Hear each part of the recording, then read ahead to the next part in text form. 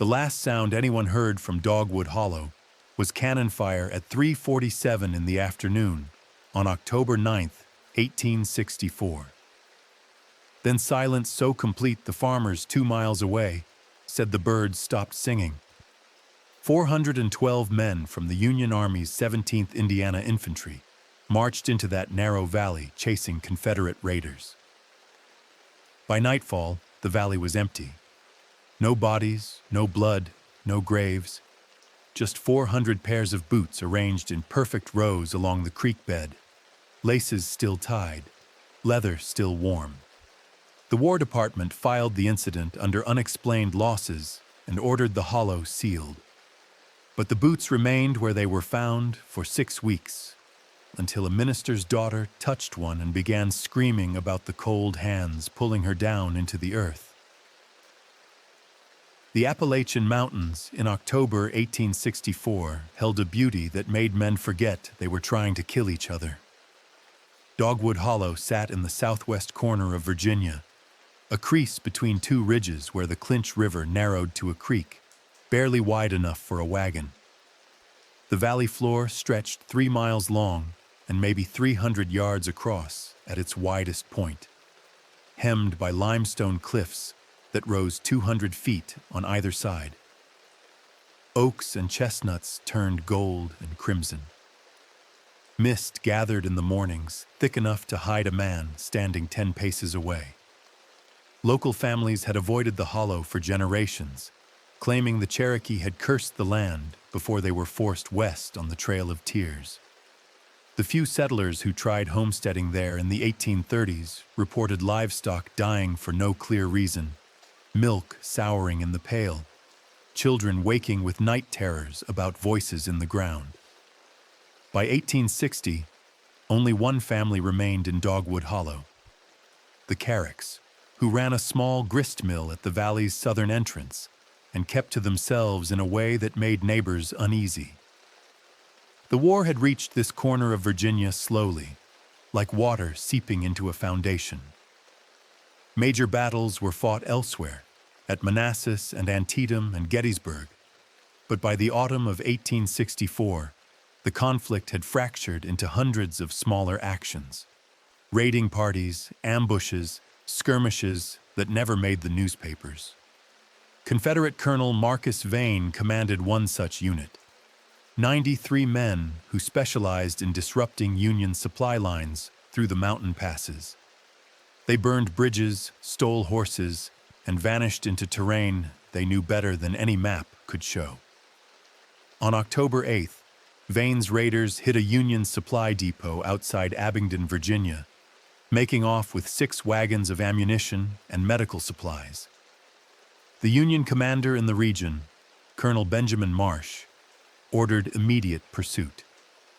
Marsh was a 42-year-old former schoolteacher from Indianapolis who had spent 3 years proving he was harder than anyone expected a schoolteacher to be.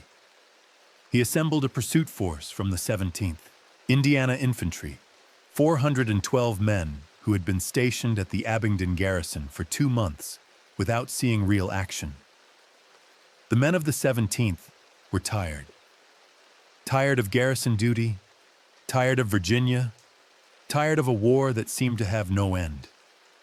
They had enlisted in 1862, most of them farmers and shopkeepers from around Indianapolis, who signed up thinking they would be home by Christmas. Now it was October 1864, and they were chasing Confederate ghosts through mountains that looked nothing like Indiana's flat fields. Marsh's orders were simple: pursue Vane's raiders, recover the stolen supplies, engage only if the odds were favorable. The pursuit began at dawn on October 9th.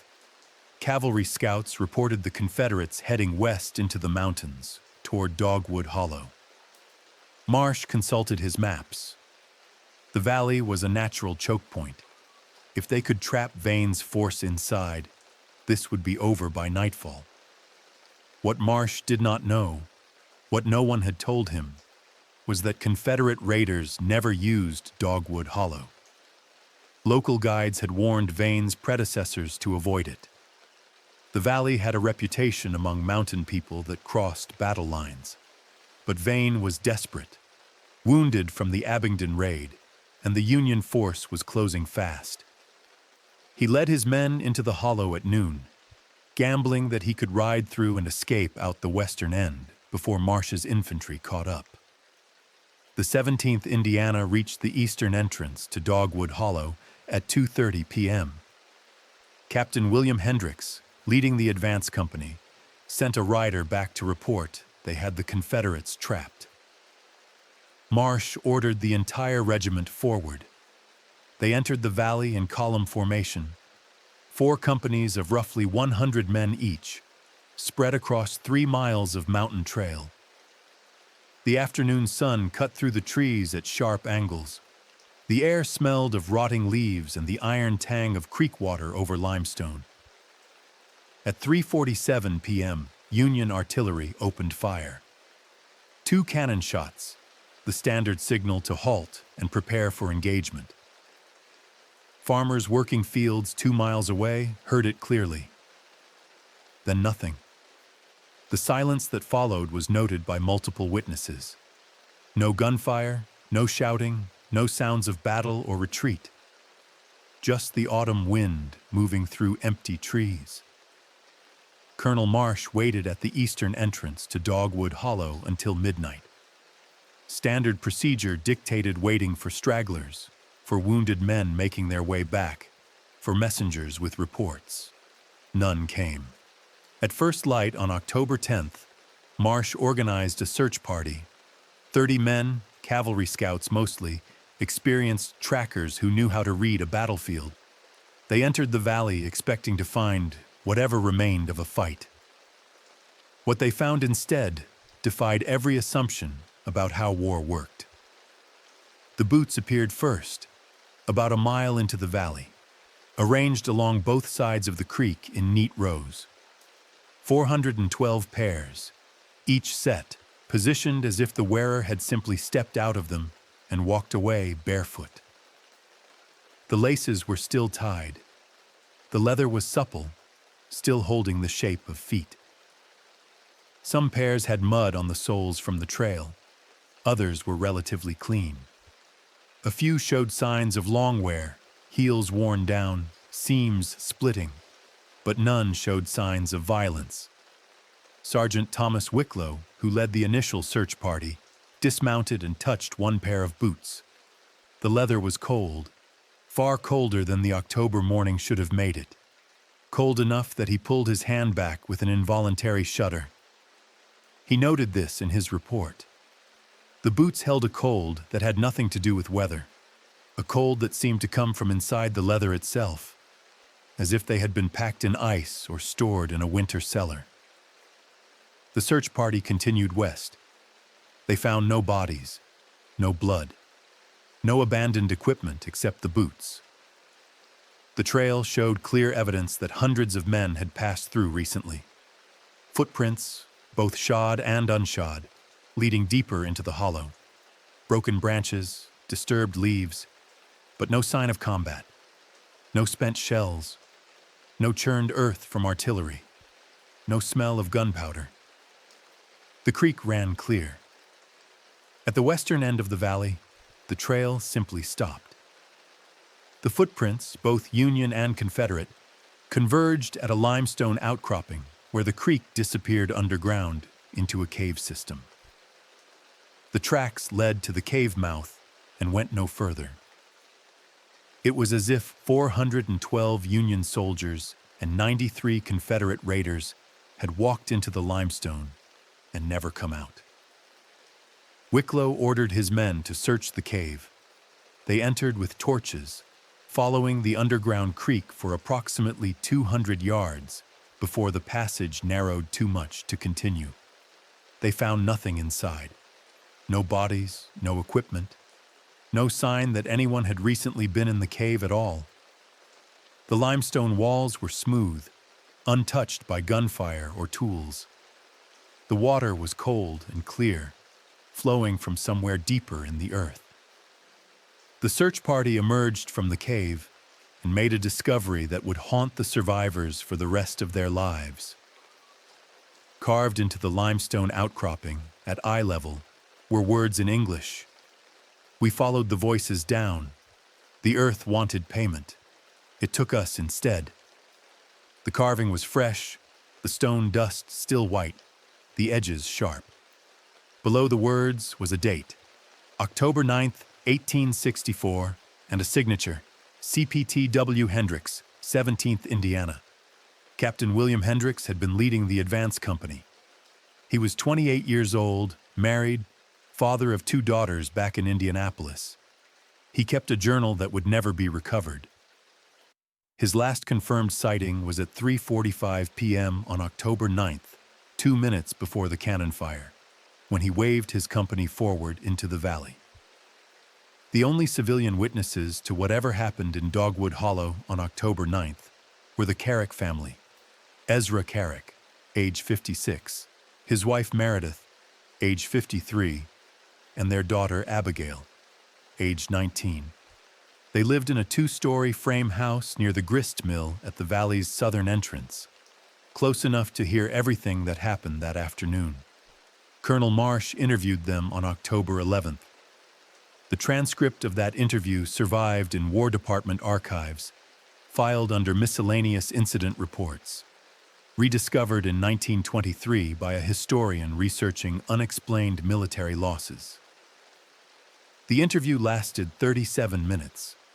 What the Carricks described matched no conventional understanding of how battles progressed. Ezra Carrick stated that he heard the Union regiment enter the valley around 2:30 p.m. He heard officers shouting orders, the sound of hundreds of boots on the trail, the rattle of equipment. Normal sounds of troop movement. At 3:47 p.m., he heard 2 cannon shots fired from the eastern end of the valley. Then he heard singing. Not military singing, Ezra explained. Not marching songs. Something older. Multiple voices, men's voices, hundreds of them, singing in a language I did not recognize. It rose and fell like a hymn, but the melody was wrong somehow, built on intervals that made my teeth hurt. The singing lasted approximately 10 minutes. Then it stopped. And when it stopped, I realized I could not hear anything else either. No birds, no insects, no wind. The silence was absolute. Meredith Carrick corroborated her husband's account, but added details he had omitted. She stated that during the singing, their livestock had panicked. Their 3 cows, penned near the barn, had broken through the fence trying to escape. Their chickens had stopped laying eggs and would not for 3 months afterward. Their dog, a shepherd mix named Rufus, who had never shown aggression or fear, had hidden under the porch and would not come out for 2 days. Abigail Carrick, the 19-year-old daughter, provided the most disturbing testimony. She stated that she had been in the upstairs bedroom of their house when the singing began. She looked out the window toward the valley and saw something she described as a darkness moving through the trees. Not shadow exactly, but an absence of light that moved with purpose, flowing up the valley from west to east, like water running backward. When pressed for details, Abigail said the darkness was not uniform. It had shapes within it, human-shaped but elongated, stretched vertically as if seen through warped glass. She counted at least 20 of these shapes moving through the darkness. They were heading toward the sound of the singing. She watched until the singing stopped. When it stopped, the darkness contracted suddenly, pulling inward toward a single point near the middle of the valley. And then it was gone. Colonel Marsh asked Abigail if she had consumed any alcohol or medication that might have affected her perception. She stated she had not. Marsh asked if anyone else had seen what she described. She stated that her mother had also been looking out the window, but had fainted when the darkness appeared, and had no memory of it afterward. Ezra Carrick confirmed his wife had fainted and had remained unconscious for approximately 1 hour. Marsh asked the Cherokees if they had entered the valley after the silence fell. Ezra stated they had not and would not. He said Dogwood Hollow had been a bad place long before the war came to Virginia, and whatever happened on October 9th had only confirmed what his family had always known. He stated his family would be leaving the valley within the week and suggested the Union Army do the same. Marsh asked what the Cherokees knew about the valley's history. Ezra stated that his grandfather, who had settled the land in 1828, had been told by Cherokee elders that the valley was a thin place, where the boundary between the world of the living and something else grew permeable under certain conditions. The Cherokee had used the valley for specific ceremonies, but had abandoned those practices after several participants in a ritual had disappeared in 1798.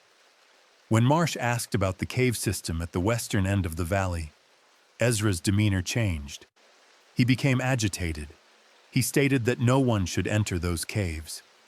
He stated that the caves were not natural, that they had been carved by something that predated human settlement, that the Cherokee believed the caves were mouths, not tunnels. When Marsh asked what they were mouths of, Ezra Cherokee stood up and ended the interview. The Cherokee family left Dogwood Hollow on October 13th. They abandoned the grist mill, the house, and most of their possessions. They moved to Knoxville, Tennessee, and never returned to Virginia. Ezra Cherokee died in 1872. Meredith in 1876. Abigail married in 1867 and lived until 1929, dying at age 84 in Chattanooga. She never spoke publicly about Dogwood Hollow again, but her personal diary, discovered by her grandchildren after her death, contained repeated references to nightmares about hands reaching up from the earth and voices singing in languages that hurt to hear. The official report from Colonel Benjamin Marsh reached the War Department in Washington by October 20th, 1864.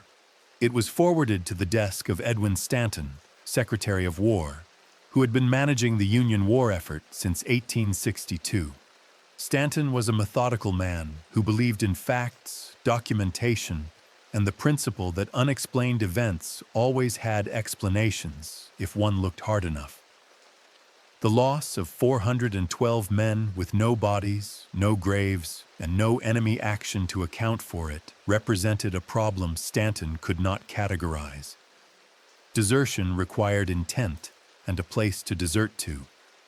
Combat losses required bodies or prisoners. Disease required time and symptoms. This incident fit none of those patterns. Stanton ordered a second investigation. He assigned Colonel James Pritchard, a provost marshal with experience in fraud cases, to travel to Dogwood Hollow and determine what actually happened. Stanton's private instructions to Pritchard were clear. Find a rational explanation, preferably one that did not involve the supernatural mass hallucination or Confederate secret weapons.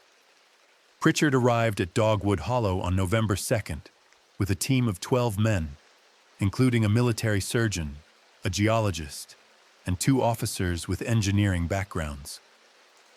They spent 5 days conducting the most thorough examination of the valley possible given the circumstances.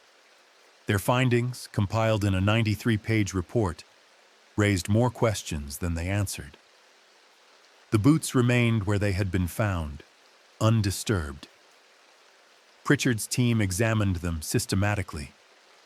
They found no signs of struggle, no blood, no indication that the boots had been forcibly removed.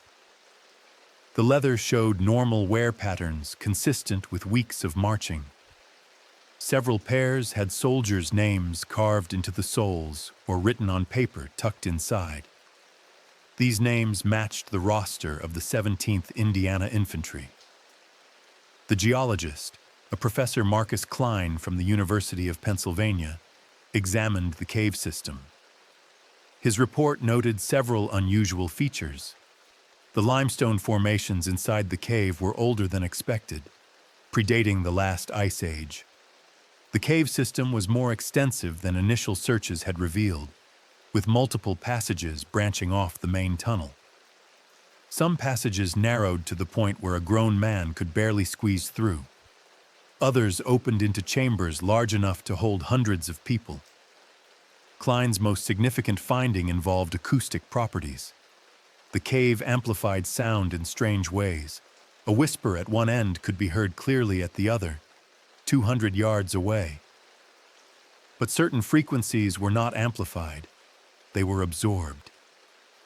Klein conducted experiments with tuning forks and found that sounds in a specific range, corresponding roughly to the human singing voice, were pulled into the stone and did not echo.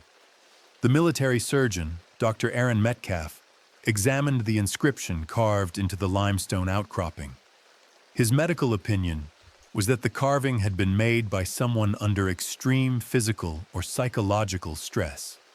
The letters were uneven, some carved deeply, others barely scratching the surface. The handwriting matched samples of Captain Hendrix's writing from his service record. But Metcalf noted that the pressure required to carve into limestone barehanded was far greater than a human hand should be capable of exerting.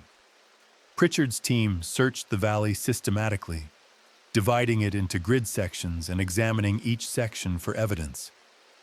They found scattered personal items, a tobacco tin, a letter from a soldier's wife, a small Bible, a photograph in a tin-type case. These items were scattered, randomly, not concentrated in any particular area. None showed signs of violence or deliberate discard. On November 5th, Pritchard's team entered the deepest accessible chamber of the cave system, approximately 400 yards from the entrance.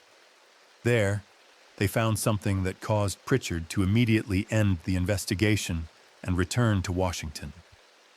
The floor of the chamber was covered in what Pritchard's report described as organic residue of unknown origin, dark in color, with a consistency between ash and soil that produced an overwhelming odor of decay when disturbed. Samples of the residue were taken and sent to laboratories in Washington for analysis. The results were inconclusive. The material contained carbon, nitrogen, and trace minerals consistent with decomposed organic matter. But it also contained elements that did not match any known biological signature. The laboratories could not determine what organism the material had come from, or how long it had been there. Pritchard's final report concluded that the 17th Indiana Infantry had suffered an unexplained loss, likely due to environmental factors not yet understood by contemporary science. He recommended that Dogwood Hollow be declared off-limits to military personnel, and that no further investigations be conducted. He noted that attempting to explain the incident publicly would only generate confusion and undermine confidence in military leadership. Secretary Stanton accepted Pritchard's recommendations.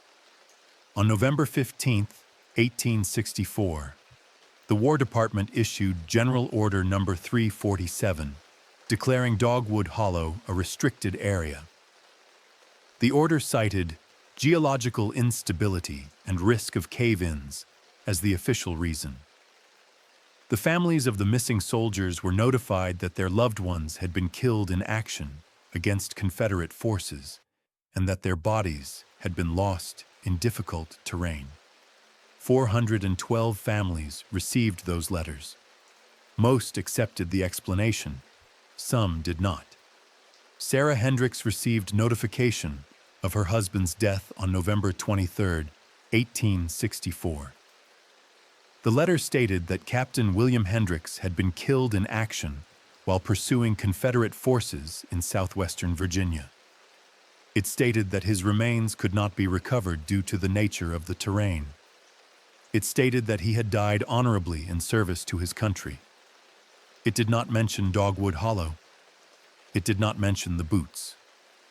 It did not mention that 411 other men had vanished alongside him. Sarah Hendricks was 30 years old. She had two daughters, ages 6 and 4. She lived in Indianapolis in a house her husband had built with his own hands before the war. She had been a school teacher before marriage and possessed the kind of mind that did not accept unsatisfying answers. When the War Department's letter arrived, she read it 3 times and recognized immediately that something was wrong. The letter was too vague. It avoided specifics. It used passive constructions. Killed in action could mean many things, but the letter did not specify how. Remains could not be recovered suggested terrain difficulties, but southwestern Virginia had been under Union control since September. Why could remains not be recovered from friendly territory?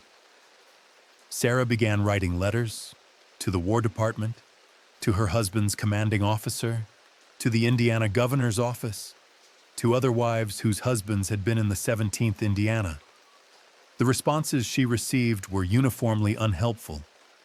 The War Department referred her back to the original notification. The commanding officer, Colonel Marsh, did not respond at all. The governor's office expressed sympathy, but stated they had no authority over military matters. In January 1865, Sarah Hendricks did something extraordinary. She traveled to Washington and demanded to speak with someone who could tell her what had actually happened to her husband. She was a woman alone in a wartime capital, with no connections, no wealth, and no legal standing to demand anything from military authorities. She spent 3 weeks haunting the halls of the War Department building, politely but persistently requesting meetings, writing letters, refusing to leave until someone acknowledged her presence. She was not the only one. Margaret Fowler, whose son Daniel had been a private in the 17th Indiana, had also come to Washington, and Elizabeth Marsh, who had lost her nephew, and Catherine Pierce, whose husband had been a sergeant. By February, 11 women had gathered in Washington, united by loss and refusal to accept the official explanation. What would you do if the government told you your family member had died, but could not explain how?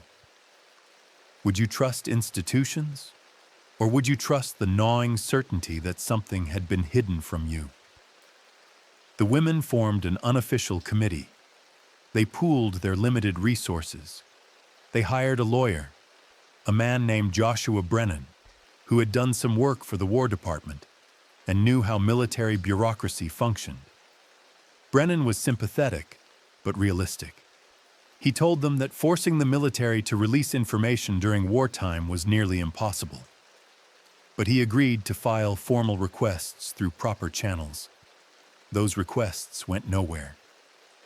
But in March 1865, something changed. The war ended.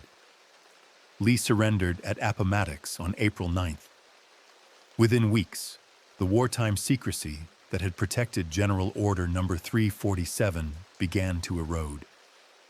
Lincoln's assassination on April 14th threw the government into turmoil. In that chaos, information began to leak.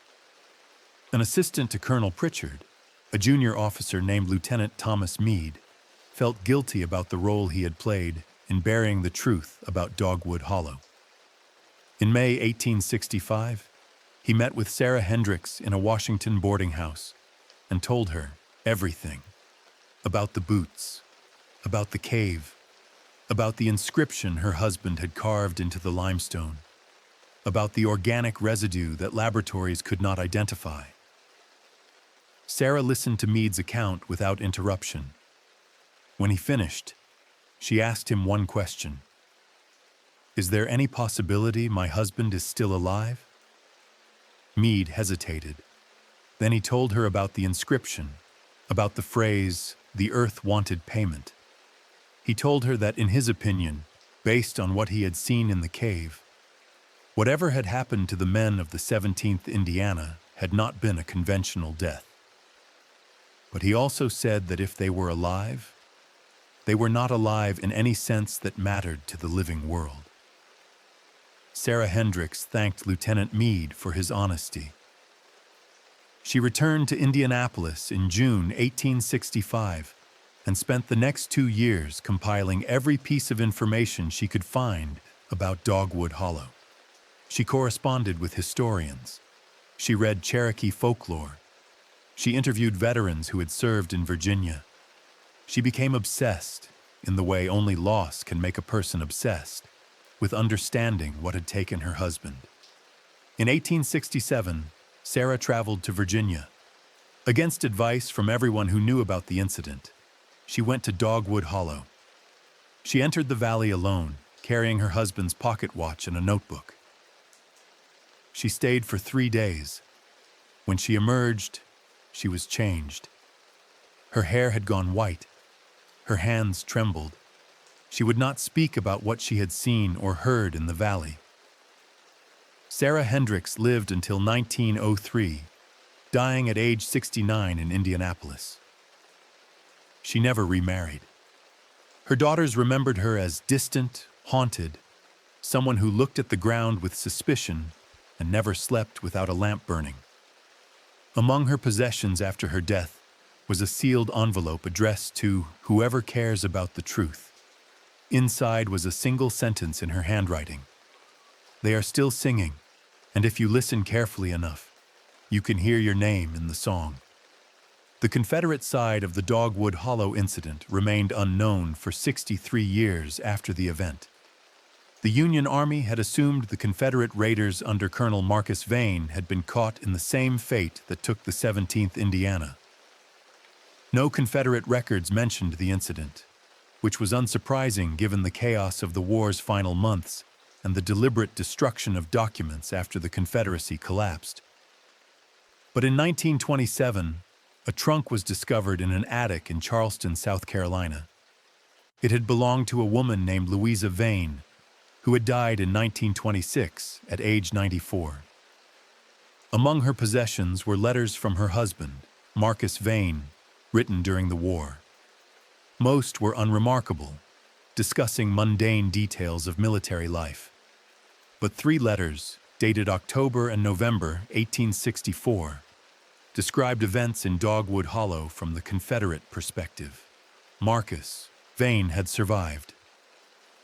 Somehow he had escaped whatever took the Union soldiers. His letters described what happened. According to Vane, his 93 men had entered Dogwood Hollow at approximately noon on October 9, 1864. They were exhausted, low on ammunition, and desperate to evade the pursuing Union force. Vane knew the valley's reputation, but considered it preferable to capture. They rode through quickly, planning to exit the western end before the Union soldiers caught up. At 3:30 p.m., Vane's scouts reported that the Union regiment had entered the valley behind them. Vane ordered his men to take defensive positions at the western end, where the cave mouth provided natural cover. They dismounted, prepared weapons, and waited. At 3:47 p.m., they heard 2 cannon shots from the eastern end of the valley. Then they heard singing. Vane's letter described the singing as coming from everywhere at once, from the ground, from the trees, from the air itself. The melody was complex, built on harmonics that should not have been possible for human voices. His men panicked. Several tried to flee.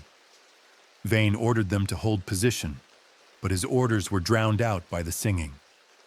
Then they saw the Union soldiers. The 17th Indiana was marching toward them, but not in normal formation. They were walking in lockstep, eyes forward, mouths open, singing. Their faces were blank. Their movements were synchronized perfectly, as if controlled by a single will. They were not carrying weapons. They had removed their boots and were walking barefoot. Vane fired his pistol into the air, trying to break whatever spell had taken the Union soldiers. The shot had no effect. The Union men continued marching. They walked past Vane's defensive positions without acknowledging the Confederate soldiers' presence. They walked directly into the cave mouth, still singing, and disappeared into the darkness. Vane's men watched in horror as 412 Union soldiers walked into the cave in perfect columns. The singing continued for another 10 minutes, echoing from deep inside the earth. Then it stopped. The silence that followed was absolute. Vane ordered 2 of his men to enter the cave and investigate. They refused. He ordered them again. They still refused. One man deserted on the spot, riding north and never returning to Confederate service. Vane himself entered the cave. He went only 50 yards before the darkness became too complete to continue without light. But in those 50 yards, he heard whispers. Hundreds of voices whispering in English, asking to be released, asking for payment, asking for more. The voices knew his name. They knew the names of his men. They offered things: victory in the war, wealth, immortality, anything he wanted if he would only walk a little deeper into the darkness. Vane fled. His letter stated that he felt hands in the darkness, cold hands that grabbed at his coat, his belt, his hair. He emerged from the cave and ordered an immediate retreat. His remaining 92 men rode out of Dogwood Hollow at a gallop. They did not stop until they had put 20 miles between themselves and the valley. The remainder of Vane's war service was unremarkable. He surrendered with other Confederate forces in April 1865 and returned to Charleston. He never spoke publicly about Dogwood Hollow, but his letters to his wife revealed that the incident haunted him. He wrote about nightmares where he heard the singing. He wrote about seeing the faces of the Union soldiers in crowds, blank-eyed and walking in lockstep. He wrote that he believed something in Dogwood Hollow had been waiting for an opportunity, and the war had provided it. Marcus Vane died in 1898 at age 67 from a stroke. His wife preserved his letters but told no one about their contents. When the trunk was discovered in 1927 and the letters were shared with historians, the War Department initially dismissed them as fabrications. But handwriting analysis confirmed Vane's authorship, and the details in the letters matched classified information about the Dogwood Hollow incident that had never been made public. In 1935, the United States Geological Survey conducted a comprehensive mapping project of cave systems in the Appalachian region. The project was led by Dr. Ellen Bradshaw, a geologist who specialized in karst topography and underground hydrology. When her team reached southwestern Virginia, they discovered that Dogwood Hollow was officially designated as a restricted area with no explanation provided in the public records. Bradshaw was curious. She filed requests to survey the valley, citing scientific interest and the need for comprehensive geological data. The requests were denied without explanation. This only increased her curiosity. In October 1935, she entered Dogwood Hollow without authorization, bringing 2 graduate students and equipment for underground surveying. What Bradshaw's team discovered should have been published in geological journals and discussed in universities. Instead, it was classified by the War Department and buried in archives that would not be opened until 1994. The cave system beneath Dogwood Hollow was not natural. Not entirely. The main passages showed signs of natural formation, limestone dissolved by water over millions of years. But deeper passages showed evidence of deliberate excavation. The walls were too smooth, the angles too precise, the chambers too regular. Something had carved tunnels through the limestone using methods Bradshaw's team could not identify. More disturbing were the acoustic properties. Bradshaw's team conducted sound tests throughout the cave system. They discovered that certain chambers amplified sound at specific frequencies while completely absorbing others. The pattern was not random. It was engineered. The cave functioned as a resonator, designed to capture and amplify human voices at particular pitches. In the deepest accessible chamber, approximately 600 yards from the entrance, Bradshaw's team found carvings on the walls. Not the inscription Captain Hendricks had left in 1864, but older markings, far older. The carvings depicted human figures in procession, walking toward a central point represented by a spiral. The style did not match Cherokee, Creek, or any other indigenous culture Bradshaw was familiar with. Bradshaw took photographs and samples. She documented everything. When her team emerged from the cave after 3 days underground, they were met by federal marshals who confiscated their equipment, films, and notes. Bradshaw was informed that she had violated federal law by entering a restricted area and that any publication of her findings would result in prosecution. Bradshaw complied but kept personal copies of her photographs and field notes. These materials remained in her possession until her death in 1981, when they were donated to the Smithsonian Institution. The Smithsonian classified the materials as sensitive historical documents and restricted access until 1994, when the Dogwood Hollow files were partially declassified under Freedom of Information Act requests. The photographs showed what Bradshaw had described: artificial passages, engineered acoustic chambers, and carvings that predated known human settlement in the region. But the most disturbing photograph showed something Bradshaw had not mentioned in her confiscated report.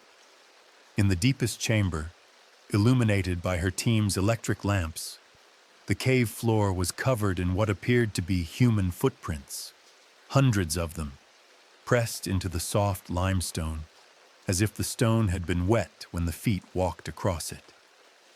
The footprints led deeper into passages too narrow for Bradshaw's team to follow. The Appalachian Mountains hold memory differently than official records.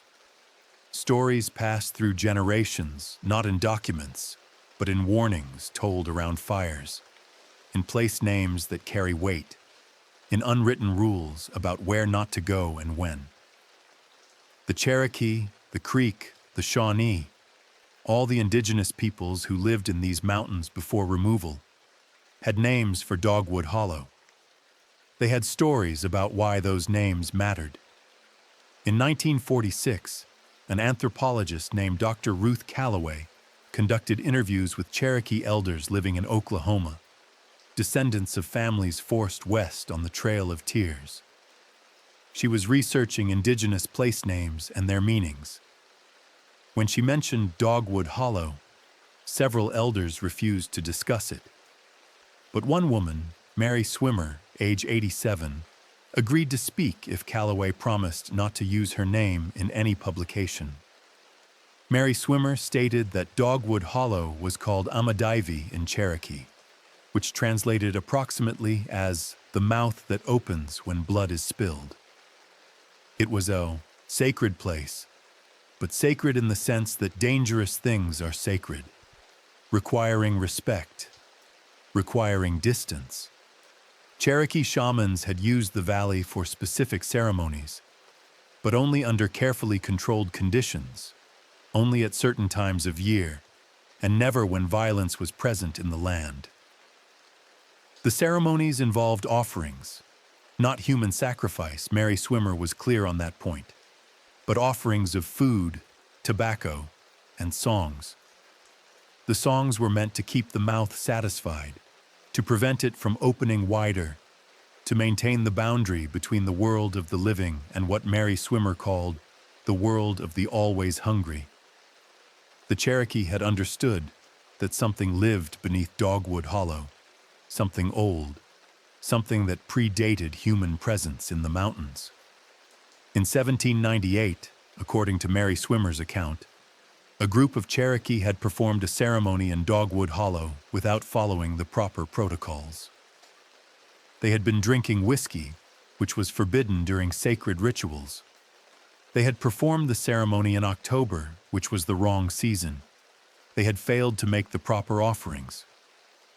7 men had entered the cave to complete the ritual. None returned.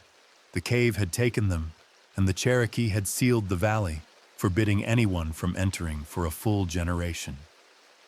But by 1828, when white settlers began arriving in the region, the prohibition had faded from living memory. The Cherokee who remained in the area tried to warn the settlers about Dogwood Hollow, but the warnings were dismissed as superstition. The settlers entered the valley. Some left quickly after experiencing unexplained phenomena. Others stayed and regretted it. The Cherokee family had been the last to live in the valley permanently, and they had paid for their stubbornness in ways that only became clear later. Dr. Calloway documented Mary Swimmer's account in her field notes, but never published it. She stated in a letter to a colleague that she found the story troubling, not because she believed in supernatural explanations, but because it suggested a cultural knowledge about the land that Western science had dismissed, and that dismissal had led to tragedy.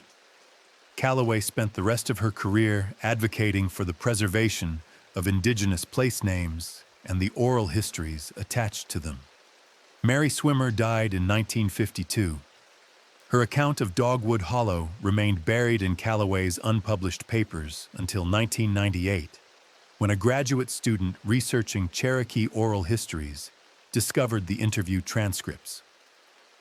By then, most of the people who remembered the 1864 incident were dead, and Dogwood Hollow had become a footnote in Civil War history, filed under unexplained incidents and largely forgotten. Except by the mountains themselves. Local people in southwestern Virginia still avoided the valley. Hunters would not track game into it. Hikers left the trail rather than enter the narrow passage between the cliffs. No one built houses there. No one farmed the land. The valley remained empty, overgrown, slowly returning to the wild state it had been in before human settlement. And on certain October nights, when the wind moved through the trees in particular ways, people living 2 miles away reported hearing something that might have been singing, might have been wind, might have been the mountain itself, remembering what it had swallowed. 1994 marked the 30th anniversary of the Freedom of Information Act, and pressure was mounting to declassify Cold War-era documents. In the process, bureaucrats combing through War Department archives discovered files related to Dogwood Hollow that had been classified since 1864. The reasoning behind the original classification, preventing public panic during wartime, no longer applied. The documents were released with minimal redaction. The release generated exactly one newspaper article, a brief mention in the Washington Post, noting the declassification of Civil War incident reports. The Dogwood Hollow file was summarized in 3 sentences. 412 Union soldiers reported missing in October 1864 following an engagement in southwestern Virginia. Extensive search conducted. Remains not recovered. Incident attributed to environmental factors. No one followed up. No one requested the full file. The story had no contemporary relevance. It was a curiosity from a war that had ended 130 years earlier. The soldiers had no living descendants who remembered them personally. The valley where they had vanished was federal land, managed by the National Park Service, largely unvisited. But one person noticed the article. Michael Hendricks, age 43, a high school history teacher in Indianapolis. The name Hendricks in connection with Civil War Virginia caught his attention because his great-great-great-grandfather had been a Union officer who died in Virginia in 1864. Michael had family documents, including letters and a pocket watch that had been returned to the family with an official notification of death. Michael requested the full Dogwood Hollow file from the National Archives. What he received was a 237-page collection of reports, letters, testimonies, and photographs that fundamentally changed his understanding of his family history. His ancestor, Captain William Hendricks, had not died in conventional combat. He had walked into a cave in Dogwood Hollow singing a song in a language he should not have known, and he had never come out. Michael became obsessed. He took a sabbatical from teaching and spent 8 months researching everything he could find about the incident. He read the declassified files. He found Vane's letters in the Charleston archives. He tracked down Dr. Bradshaw's photographs at the Smithsonian. He interviewed descendants of other missing soldiers. He traveled to southwestern Virginia and hiked into Dogwood Hollow. The valley was still restricted, technically.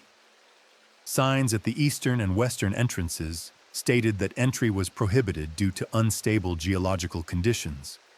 But the signs were old, the fences were rusted, and no one enforced the restriction.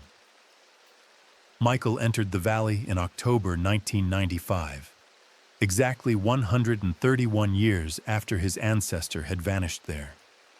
He found the cave easily. The entrance was partially collapsed but still accessible. He found the inscription Captain Hendricks had carved into the limestone, weathered now but still legible. We followed the voices down. The earth wanted payment. It took us instead. Michael photographed the inscription. He entered the cave with flashlights and modern equipment, following the passages Bradshaw had mapped 60 years earlier.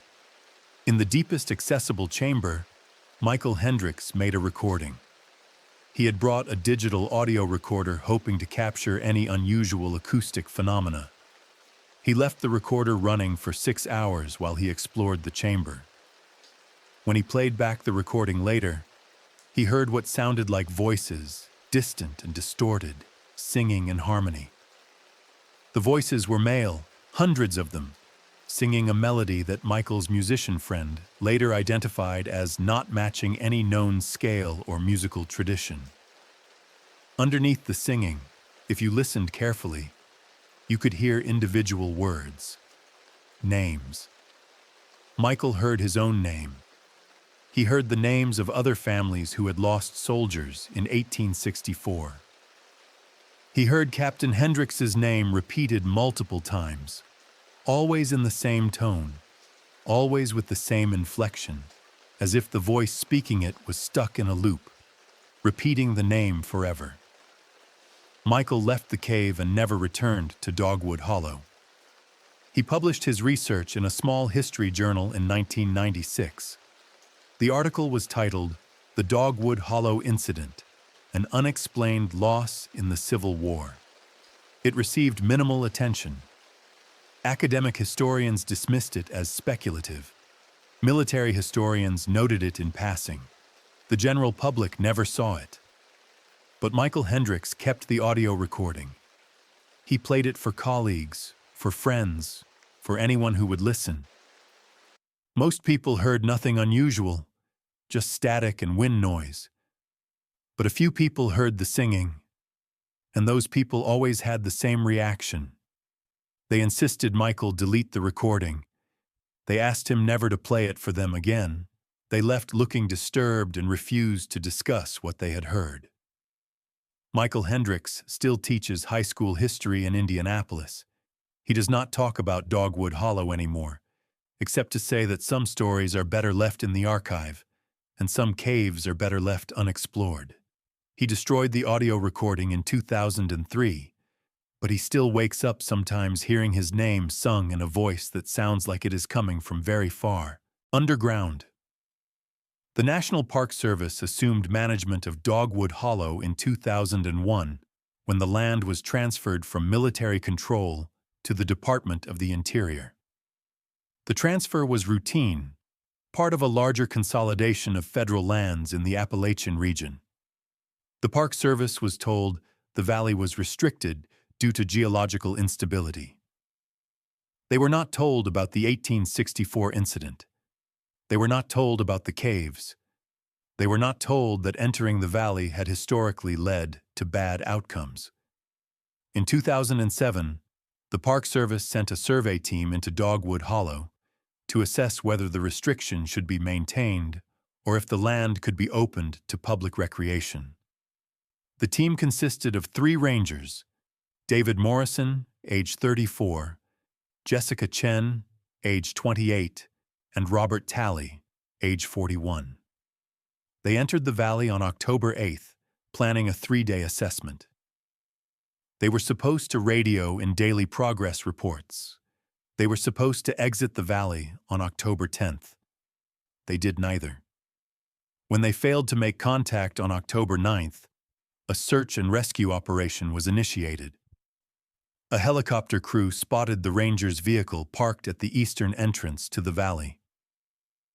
Ground teams entered on October 11th. The search teams found the Rangers' equipment scattered throughout the valley. Backpacks, camping gear, GPS units, all abandoned in various locations with no signs of struggle or explanation. They found one of the Rangers' digital cameras. The last photographs on the camera showed the interior of the cave, with images becoming progressively darker and more distorted, as if the camera's sensors were malfunctioning.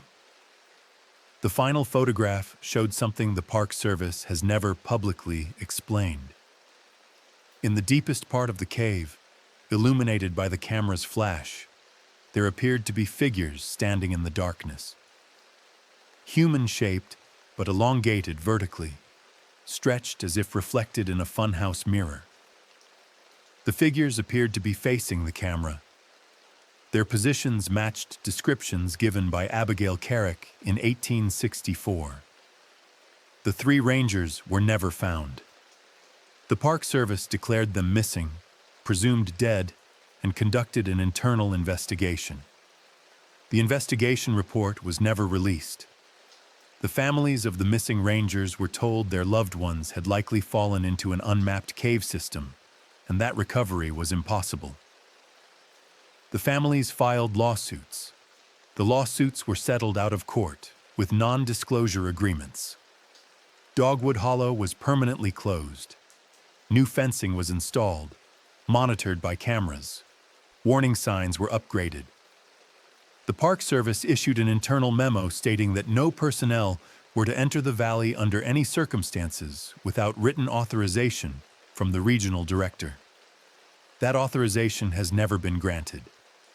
But the valley is not truly sealed. Fences can be climbed. Cameras can be avoided. Every few years, someone ignores the warnings and enters Dogwood Hollow. Hikers, thrill seekers, paranormal investigators. Most leave quickly, reporting feelings of unease and the sense of being watched. Some leave with recordings or photographs that seem to show anomalies, but can always be explained away as technical glitches or natural phenomena. A few do not leave at all.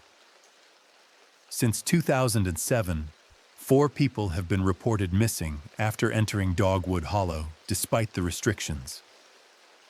The Park Service no longer conducts searches. They have learned that searching the valley does not bring people back. In 2015, a sound engineer named Christopher Wade obtained a copy of Michael Hendricks' audio recording through a mutual acquaintance. Wade specialized in audio forensics and had worked on cases involving disputed recordings and questioned authenticity. He was curious about the claim that the recording contained voices singing from underground. Wade's analysis took 6 months. He used sophisticated software to isolate frequencies, remove background noise, and identify patterns in the recording. What he found convinced him that Michael Hendricks had recorded something genuinely anomalous. The recording contained 3 distinct layers of sound. The first layer was environmental. Wind, water dripping, the echo of footsteps in the cave. This layer was normal, consistent with what you would expect from a cave environment. The second layer was interference, electromagnetic noise, probably from the recording equipment itself or from mineral deposits in the cave walls, also normal. The third layer was voices, hundreds of them, singing in perfect unison. Wade isolated this layer and ran it through spectral analysis. The voices were singing at frequencies outside the normal range of human vocalization. The harmonics were complex, built on intervals that did not exist in Western music theory. The melody repeated every 17 seconds, exact to the millisecond. Most disturbing to Wade was the realization that the voices were not recorded in the cave. The acoustic signature did not match the cave's reverberations. The voices were coming from somewhere else, somewhere deeper, and they were being transmitted through the stone itself. The cave was functioning as a speaker, projecting sound from an unseen source. Wade enhanced the recording further. He applied filters to make individual words discernible. He heard names, hundreds of names, spoken by hundreds of different voices, but all synchronized, all speaking in the same rhythm. He heard William Hendricks repeated 57 times in the 6-hour recording. He heard David Morrison, Jessica Chen, Robert Talley repeated 33 times. He heard his own name twice. Wade stopped the analysis. He destroyed his working files. He contacted Michael Hendricks and told him that whatever was on the recording should not be studied further, should not be shared, should be erased from existence. He stated that some sounds carry information that changes the listener, and this recording carried something that should not be heard. Christopher Wade refused to discuss his findings in detail. He stated only that the recording proved something was transmitting from underground Dogwood Hollow, something that knew the names of people who had entered the valley, something that was trying to call more people into the cave. He stated that the singing was not random. It was a mechanism, a lure, a trap that had been operating for far longer than the 200 years of recorded history in the region. Every explanation for what happened in Dogwood Hollow is unsatisfying. The rational explanations cannot account for the evidence. The supernatural explanations cannot be proven. The truth, if there is a truth, exists in the space between what can be documented and what can be believed. Consider the facts that are undisputed. 412 Union soldiers entered a valley in October 1864 and were never seen again. Their boots were found arranged in rows. No bodies were ever recovered. Confederate soldiers who were in the valley at the same time survived and described witnessing the Union soldiers walk into a cave singing. Multiple independent witnesses over 150 years have reported similar phenomena. Singing from underground, feelings of being pulled toward the cave, voices calling their names. Consider the facts that cannot be verified but cannot be disproven. The Cherokee warned that the valley was a thin place where boundaries dissolved. The cave system shows signs of artificial construction predating known human settlement. Sound recordings from the cave contain voices singing at impossible frequencies.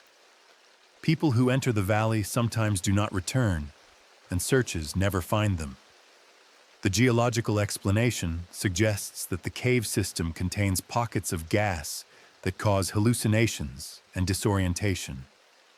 This would explain the singing, the visions, and the disappearances. But it does not explain the boots arranged in rows. It does not explain Captain Hendricks's inscription.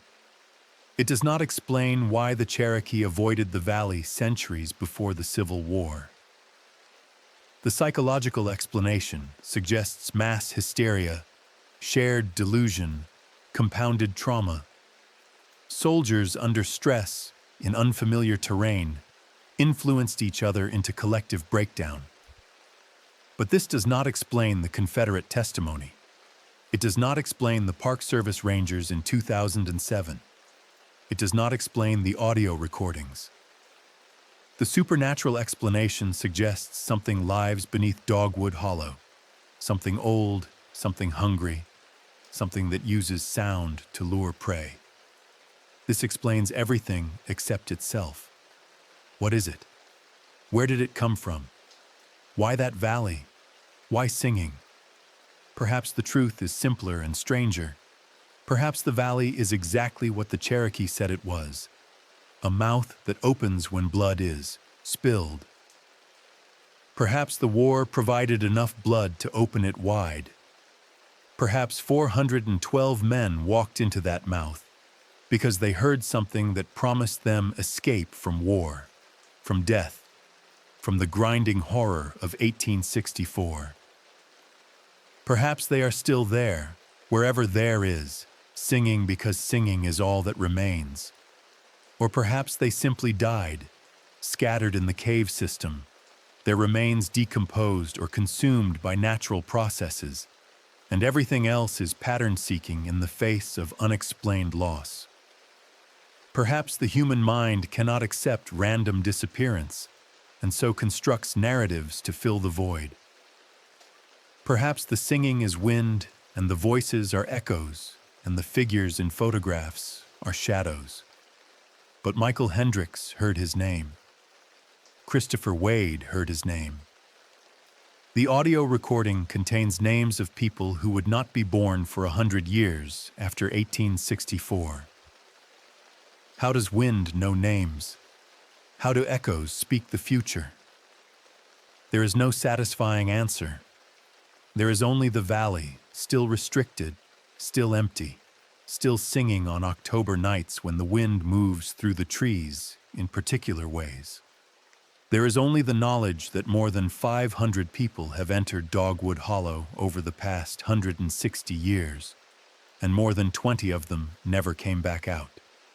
The National Park Service maintains that Dogwood Hollow is closed due to geological instability. The signage is official, the fencing is substantial, and the warnings are clear.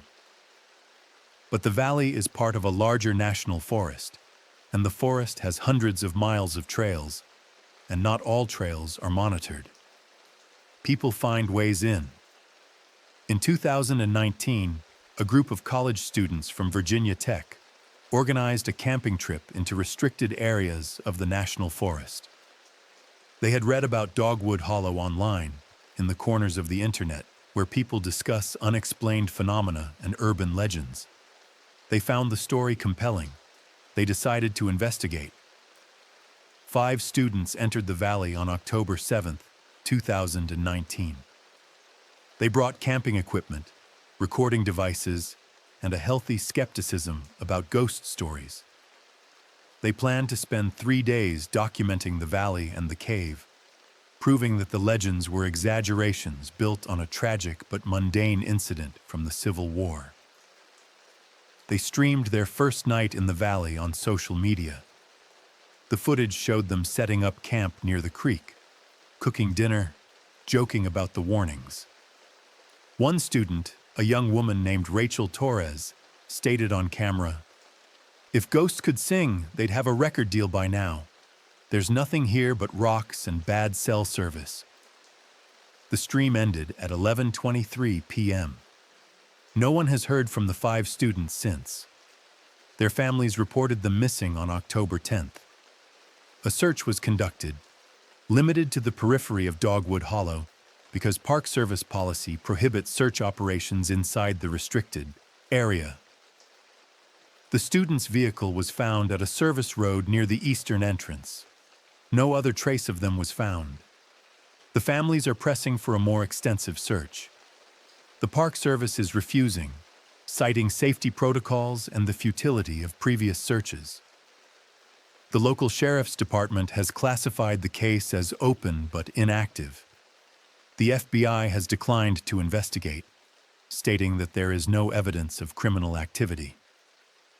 The students are listed as missing persons, presumed dead, but no bodies have been recovered. Their social media accounts remain active. Friends and family post messages, memorials, expressions of grief. And every few months, someone reports that the accounts have shown activity. A status update. a comment, a photo.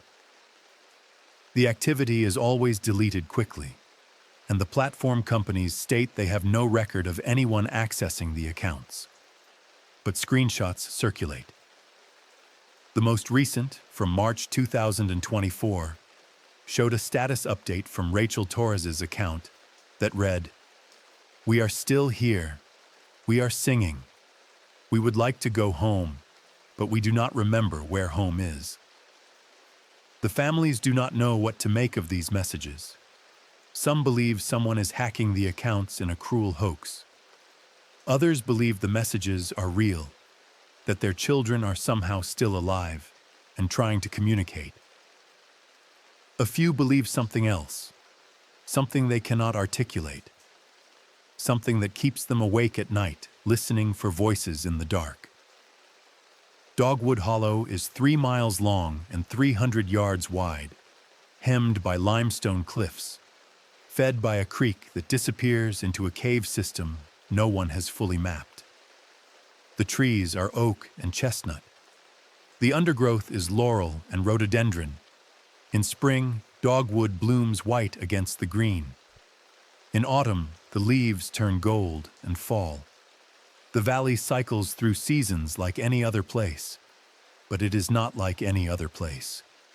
The boots from 1864 are gone now, taken by weather and time and souvenir hunters who violated the restrictions before the Park Service sealed the valley.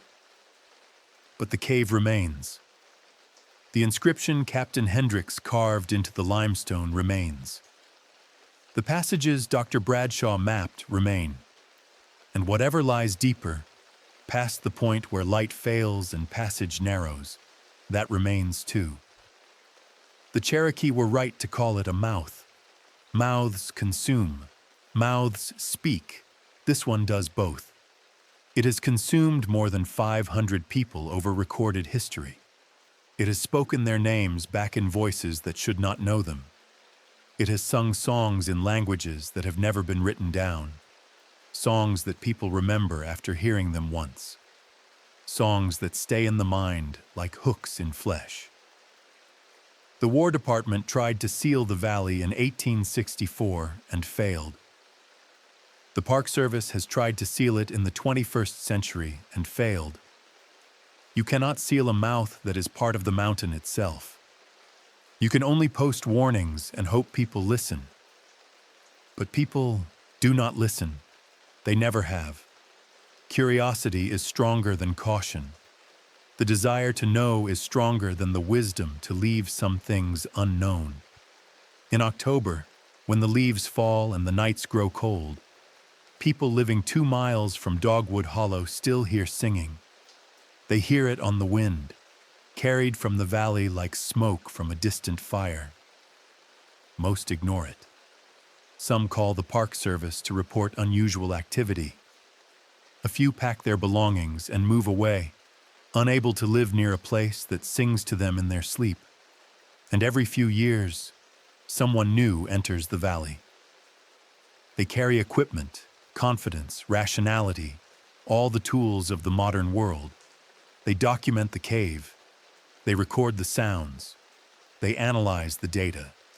They expect to find explanations, to demystify the legend, to prove that Dogwood Hollow is just a valley where a tragedy once occurred, and nothing more. Some of them come back out. Most do not. The ones who return are changed. They do not speak of what they saw or heard in the cave. They destroy their recordings.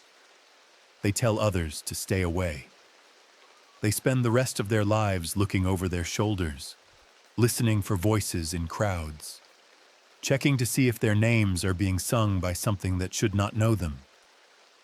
The ones who do not return join the others, whoever the others are, wherever they are. Their families grieve. Their friends post memorials. The authorities file reports and close cases and maintain that there are rational explanations for everything, even disappearances that defy rationality. And the valley keeps what it takes. It has been keeping for longer than anyone knows. The Cherokee remembered ceremonies from centuries before the Trail of Tears. Before the Cherokee, other peoples lived in these mountains. Peoples whose names are lost, whose stories are gone, but whose warnings were carved into stone and passed down through generations until the warnings became folklore and the folklore became forgotten. But the valley remembers, the cave remembers, the singing remembers, and it waits, patient as stone, for October to come again, for more people to ignore the warnings, for more names to add to the song that never ends. On October nights, if you stand at the eastern entrance to Dogwood Hollow and listen carefully, you can hear something that might be wind through the trees or might be voices singing in harmony. The melody is complex, built on intervals that do not exist in any known musical tradition. It rises and falls like a hymn, like a lament, like a lure. If you listen long enough, you might hear your name. The Park Service maintains the restrictions. The fences stand. The cameras watch. But the valley is part of the mountain. And the mountain is older than fences, older than cameras, older than the human desire to contain what cannot be contained. The mouth that opens when blood is spilled has tasted war, has tasted loss, has tasted the 500 people who have walked into the darkness over 160 years. It is not full yet. Local people still avoid the valley. They teach their children to respect the warnings, to understand that some places are thin, where the boundary between the world of the living and something else grows permeable. They remember, even when the rest of the world forgets, that the Appalachian mountains hold more than trees and stone, that some valleys sing, and that singing is a hunger that wears the shape of beauty. The boots are gone, but the footprints remain in the cave's deepest chamber, pressed into limestone that should be too hard to take an impression. The inscription weathers slowly, letter by letter giving itself back to the stone. The organic residue that laboratories could not identify has been covered by new sediment, buried but not gone, waiting like everything else in Dogwood Hollow waits. 412 Union soldiers walked into a cave in October 1864 and never came out. 23 other people have followed them since. The number grows slowly, one or two every few years, each one convinced they will be different, each one certain the warnings do not apply to them. The valley accepts them all without judgment, without preference. It does not care about rank or reason or the rightness of any cause. It only cares about the singing, about maintaining the song that binds the taken to the taking. Sarah Hendricks was right when she wrote that they are still singing. Christopher Wade was right when he said the recording should never have been analyzed. The Cherokee were right when they sealed the valley and told their descendants to never return. Everyone who has ever warned against entering Dogwood Hollow has been right. But warnings are only as strong as the will to heed them, and human will has always been weak against human curiosity. The valley will be there long after the fences rust and the cameras fail. It will be there when the Park Service is gone, when the federal government that claims authority over it has dissolved into history, when the English language is no longer spoken, and the names in the song are pronounced in tongues not yet invented. It will be there because it has always been there, a thin place, a mouth, an opening in the world through which something patient and hungry whispers promises to those who venture too close. And people will continue to venture close. They always have. They always will. Because the singing is beautiful in its way, and beauty has always been the most effective trap humans have ever fallen into. If you drive through southwestern Virginia in October, you might see the signs marking Dogwood Hollow as restricted. You might feel the pull of curiosity, the desire to see what is forbidden. You might think about the soldiers, about the rangers, about the students who went in and never came out. You might convince yourself that you would be smarter, more careful, that you would know when to turn back. But if you hear the singing, you will not turn back. No one ever does. Subscribe if you want the next deep dive.